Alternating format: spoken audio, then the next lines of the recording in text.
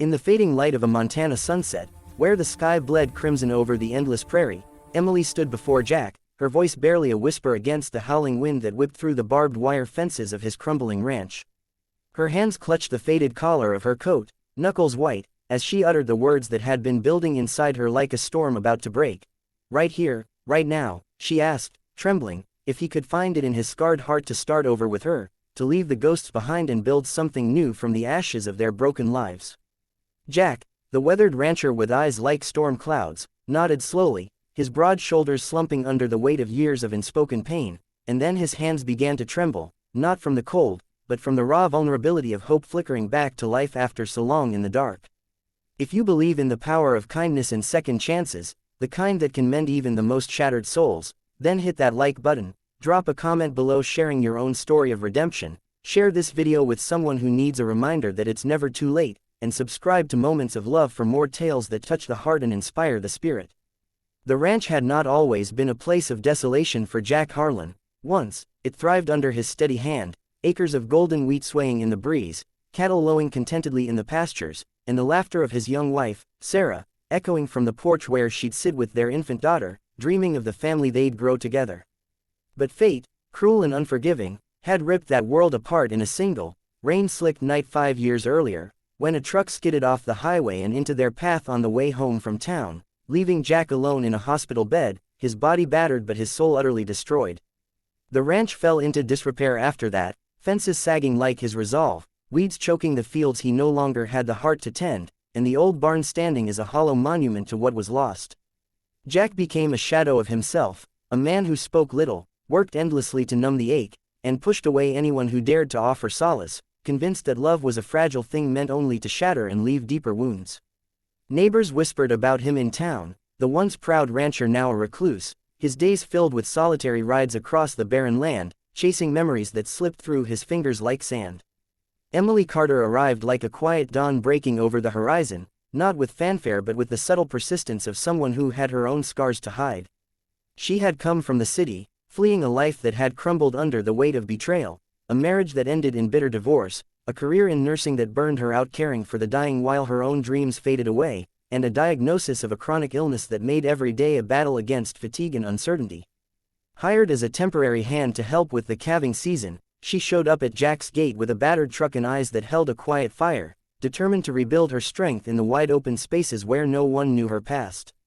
At first, their interactions were sparse and functional, Jack gruffly assigning tasks like mending fences or checking the water troughs, his voice rough from disuse, while Emily worked with a steady grace, her hands calloused but gentle as she handled the animals. She didn't pry into his silence, and he didn't question the way she sometimes paused to catch her breath, leaning against a post as if the world pressed too heavily on her shoulders.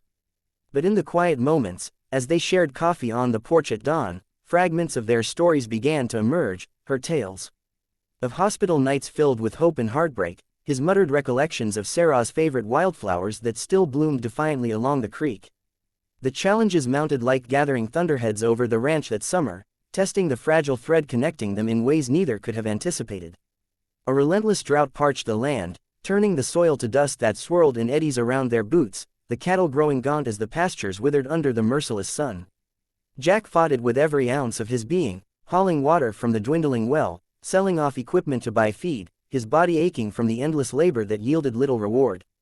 Emily threw herself into the work beside him, her illness flaring in the heat, causing dizzy spells that she hid behind forced smiles, but she refused to leave, sensing in Jack a kindred spirit whose pain mirrored her own. Financial ruin loomed like a specter, bills piling on the kitchen table, the bank threatening foreclosure if the rains didn't come, and Jack's isolation deepened as old friends drifted away, unable to breach the walls he'd built. Emily's struggles were more intimate, her body betraying her with waves of exhaustion that left her bedridden some days, forcing her to confront the fear that she might never be whole again, that her dreams of a fresh start were as illusory as the mirages shimmering on the horizon.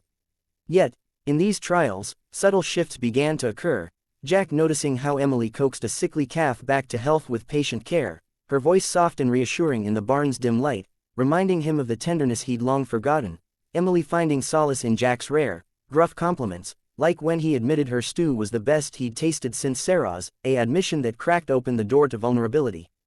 As the seasons turned, the narrative of their lives intertwined more deeply, building a suspenseful tension that hummed beneath the surface of their daily routines, each moment laced with unspoken emotion that threatened to overflow. Autumn brought cooler winds, but also a devastating storm that flooded the lower fields, washing away what little crop remained and stranding several cows in the muck, forcing Jack and Emily to wade through knee-deep water in the dead of night, their flashlights cutting through the rain as they pulled the animals to safety. In the aftermath, exhausted and mud-caked, they sat by the fire in the old farmhouse, the crackling flames illuminating the weariness in their faces, and for the first time, Jack shared the full weight of his loss, the accident that stole his family, the guilt that gnawed at him for surviving, the way he'd buried his heart alongside them in the small cemetery on the hill. Emily listened without judgment, her own tears mingling with his as she revealed her illness, the lupus that sapped her energy and made her question if she could ever be loved without being a burden, her ex-husband's abandonment still a fresh wound that made trust feel like a distant shore. These confessions forged a bond, tentative at first, like the first green shoots pushing through cracked earth after rain, but growing stronger as they faced the ranch's perils together. Vet bills that drained the last of Jack's savings, a predatory buyer circling the property with offers that tempted his despair, and Emily's health crises that left her trembling in pain, Jack holding her hand through the nights, his rough palms a steady anchor in her storm. The turning point came subtly, woven into the fabric of their shared hardships, as hope began to flicker amid the darkness, transforming their struggles into stepping stones toward redemption. Winter descended with a blanket of snow that insulated the ranch in quiet isolation, the world outside muffled, forcing them inward to confront the emotions they'd danced around for months. Jack started small acts of kindness, chopping extra wood to keep the house warm for Emily's sake, noticing how the cold exacerbated her symptoms, and in return, she mended his torn shirts with careful stitches, infusing the mundane with care that chipped away at his defenses. Suspense built as the bank's deadline approached, a final notice arriving like a death knell, coinciding with Emily's worst flare-up yet, confining her to bed as fever racked her body, Jack pacing the halls with worry etching deeper lines into his face. In those fevered hours, he realized the depth of his feelings, how her presence had rekindled a light he'd thought extinguished forever, and he began to fight not just for the ranch, but for a future that included her. Neighbors, moved by whispers of their plight, rallied in unexpected ways, a community fundraiser that eased the financial noose, rains finally breaking the drought in early spring, greening the fields and swelling the creek, and Emily, drawing strength from Jack's unwavering support, pushed through her illness with renewed determination, their mutual reliance blossoming into a love that was hard-won and profound. By the time the Montana sunsets returned in their full glory, the ranch showed signs of revival, fences mended, cattle fattening on fresh grass, and the old barn echoing with the sounds of life once more, but it was in a moment of quiet intimacy that the emotional crescendo peaked, drawing them to the precipice of commitment. Standing together on the hill overlooking the valley, where wildflowers bloomed in defiant color, Emily turned to Jack, her voice trembling with the weight of all they'd endured, asking if he could embrace this second chance right here, right now, to let go of the past and step into a shared tomorrow.